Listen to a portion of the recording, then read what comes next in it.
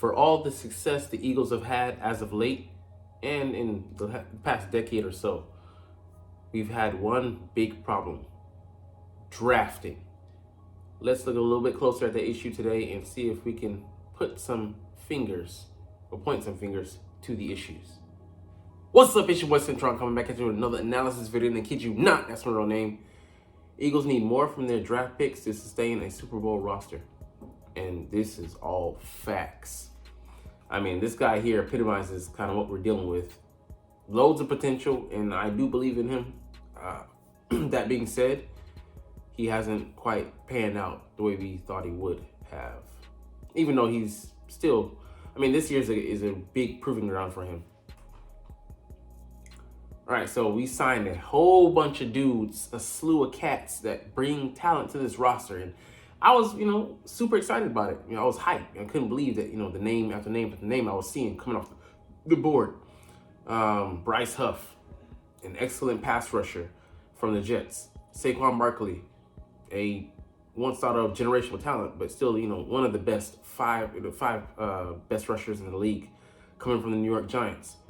C.J. Gardner-Johnson, a guy we let leave, went off to Detroit. He disappointed with the injury, but we know the potential he's shown us in the 2022 season when he had 6 picks and tied for the, I think a 4-way tie for the league share in interceptions. Devin White, a guy huge on potential, had a previous Pro Bowl and All-Pro season in the 2022 year that helped lead his team to the Super Bowl, and he balled out during that playoff stretch. These are all guys who we're bringing in who have some talent, and some other, depth pieces like Zach Bond and Matt Hennessy. That being said, we're bringing them into the fray because we failed elsewhere. And, center guard, this guy's a starting guy.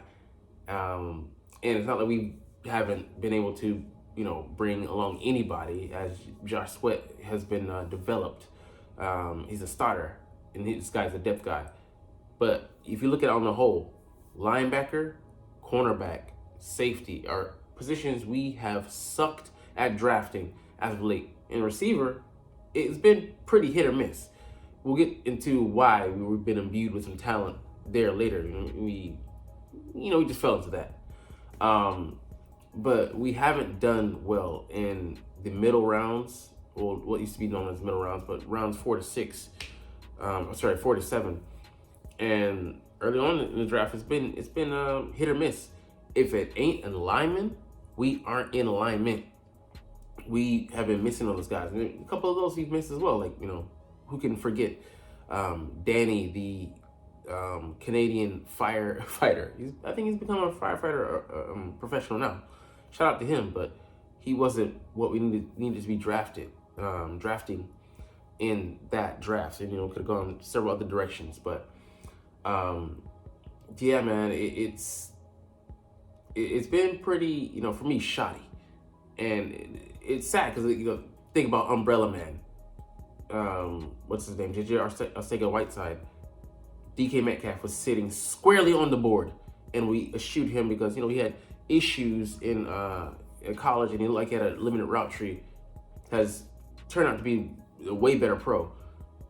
J.J. Arcega was actually auditioned on that squad, not as a wide receiver, but as a fucking beefed up, overweight tight end.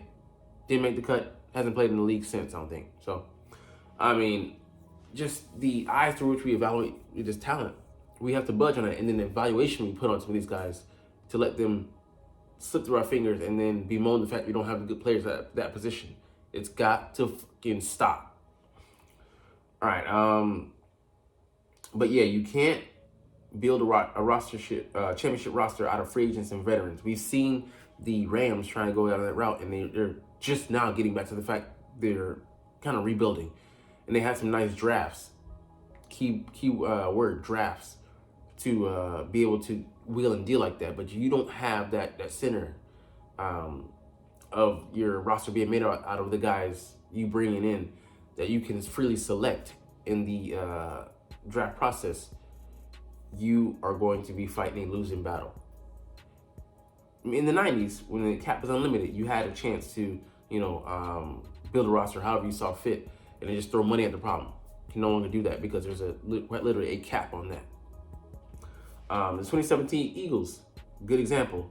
Carson Wentz went down, and I mean, yeah, sure, but the offense aged. We had guys like Torrey Smith who went on and retired, as well as Alshon Jeffrey who just aged out, was no longer viable, and we couldn't bring in quality receivers and failed, drafting guys like Marcus Smith in the first round when he was out of the league, I think a year or two after we let him go.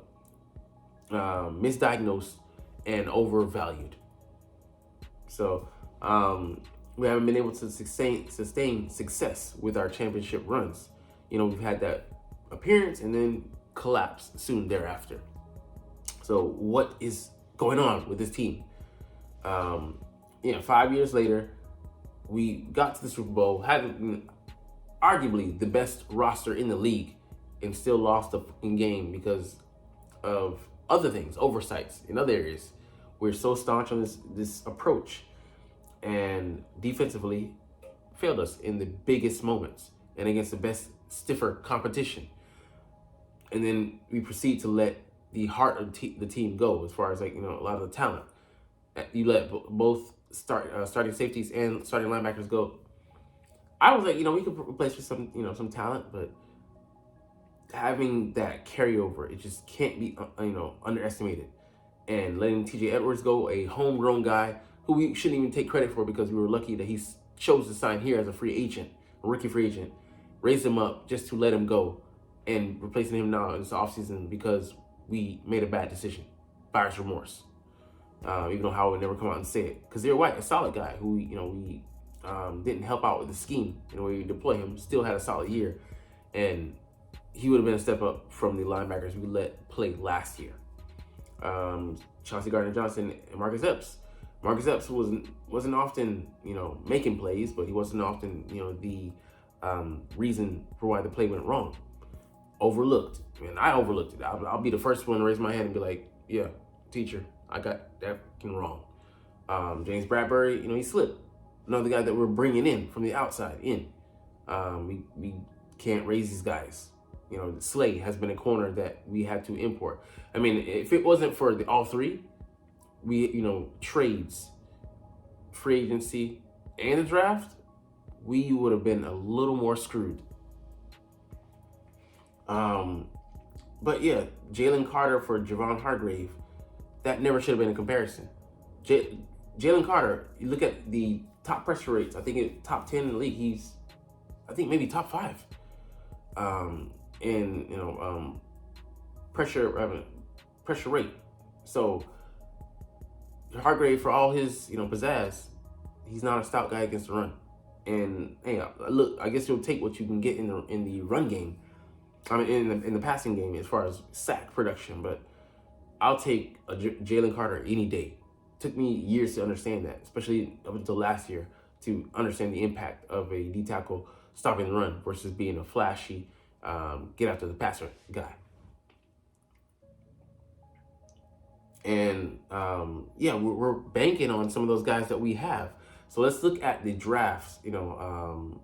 Previously these other 4 years, and we'll go back even 5 and look at a couple guys that we were able to snag, and they're still here. They're playing a key role, but there's some oversights there as well. Might include Marcus Smith, 2018 or 2019. I forget which one he is, but this is a boom or bust year, because if we would have just stood pat with some of the talent we had, we still would have had a good chance to win the NFC East and be competitive, because Cowboys aren't doing anything, and the other two teams are trying to recover from the devastation of last season, especially the Giants with that backslide. But we're bringing in offensive coordinator and defensive coordinator anew, and with that, you need, those guys need players that are going to buy in, be able to sell the system, and be those good soldiers who spread the good word of the gospel for their respective units, offense and defense. But that's risky, changing so much, not just the players, but changing the systems, the components. If it's a good meld, those guys come in and take to the system and take off. You have some vets that be able to, they're irrespective of schemes, they'll be able to have success. But especially players you're bringing in 2020, 2024 draft, it's pivotal that you bring them into some kind of stability. And what are we gonna get here? Like I said, we have a lot of good bedrock laid down by way of talent and guys that we drafted. But let's look at some of the guys that panned out and haven't. 2020, Jalen Reagor should have gone Justin Jefferson. Misevaluated him on that front. Could have had we wouldn't have even had to trade for AJ Brown. We would have had DK Metcalf. I think the year before that. No, I think that was the year. No, yeah, I'm forgetting. But I don't know why it's not on here because DK Metcalf he hasn't been in the league that long, right? I guess he has, man. That was crazy. Either the previous draft or I think he's the previous draft. So we missed on that. We'd have 2 starting receivers. Yeah, he was 2019. Jalen Hurts, we got fortunate there because he was brought in to be a part of the quarterback factory, end up being a diamond in the rough, a starter, and a leader amongst leaders.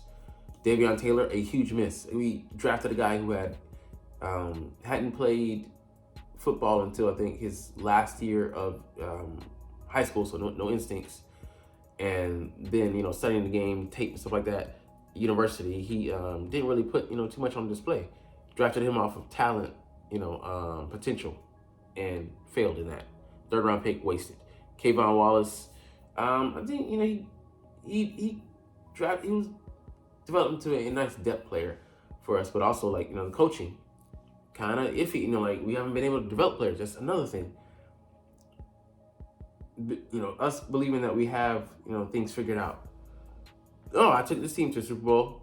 I built another team and took them to the Super Bowl, or manufactured that team. So now you believe it's all you.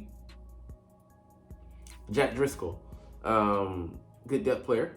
John Hightower, for me, he was hitting. He had some 100 yards, 160 yards or so, like his rookie year. Don't understand why the guy didn't pan out. Like we didn't give him a chance.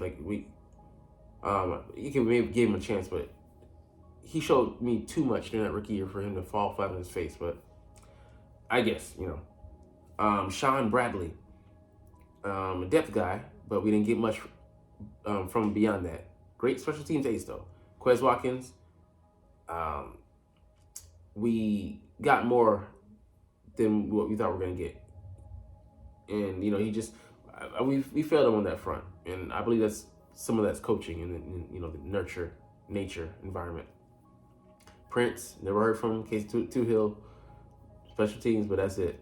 Just some of the guys that we had a chance at drafting, we just passed on.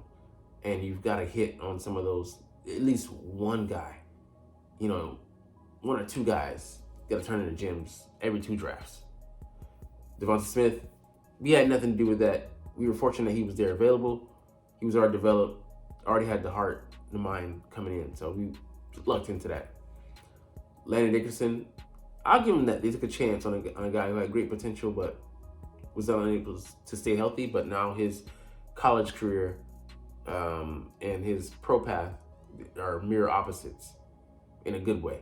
Milton Williams, I think a 3rd round pick, so turned to a good depth player, and I think he could be a starter for some teams definitely and still do good. Zach McPherson, we draft guys and we don't give them an opportunity to play, so that as well. We don't develop these guys. Like, we should know what he is by now. We still have no freaking idea. Kenny Gainwell, a decent piece for where he was drafted. Marlon as well. Terron hasn't really contributed. Jacoby Stevens, depth. Patrick Johnson, maybe we could have gotten more out of him than not, but he just looks like a special teamer at this point. Jordan Davis, jury's still out, but Cam could develop into a good player. He looks like he'll go in that direction, but we don't know. As well as Nakobe Dean. This is his prove it or not year. Kyron Johnson, doesn't look like he's going to be more than in depth, as well as Grant Calcaterra.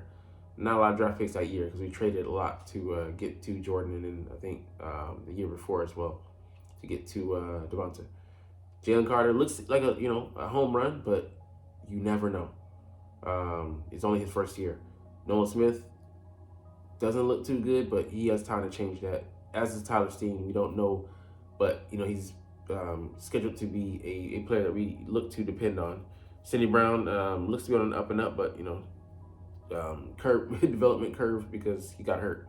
Kelly Ringo looks positive, but hey, like I said, we don't know. Could get exposed. Tanner McKee, we will see as well. Moro Jomo looks promising, but 2023 has great potential, but also has the potential to go Anakin on you. It can go either direction, either way. But some obvious home runs and then some picks that you'd want back because, like I said, just the way we see things. I'm glad that Howie is changing, course correcting, because he realized that no better time than now, and if not now, then when. And now's your chance. You always wanted a guy like Saquon, and you got a chance. Go do it. Nobody's stopping you.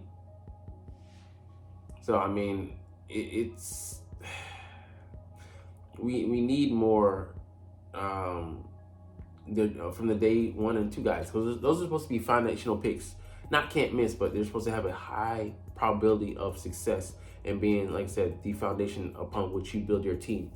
And they're cost control. Like I said, in this salary cap age, that is everything. The guys bringing in, you can control how much you pay them because there's allotments and slots. But free agents, they set the market for the most part. And trades, you might be paying double. You have to pay a guy, extend him, as well as give up draft capital for bringing in the original foundational guy. So that's a sacrifice to give and take there. Man, I don't know, man. We'll see.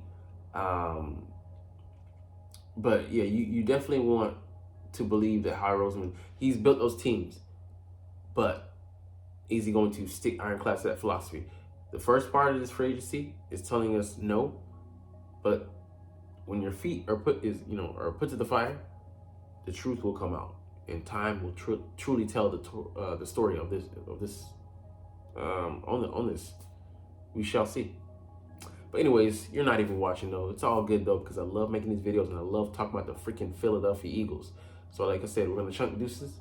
But as always, it's fly Eagles fly, and let's motherfucking go. Like, comment, share, and subscribe if you Thanks for watching. Check me out at Cintron Anime, Cintron Life, or Cintron Laughs, or other social media.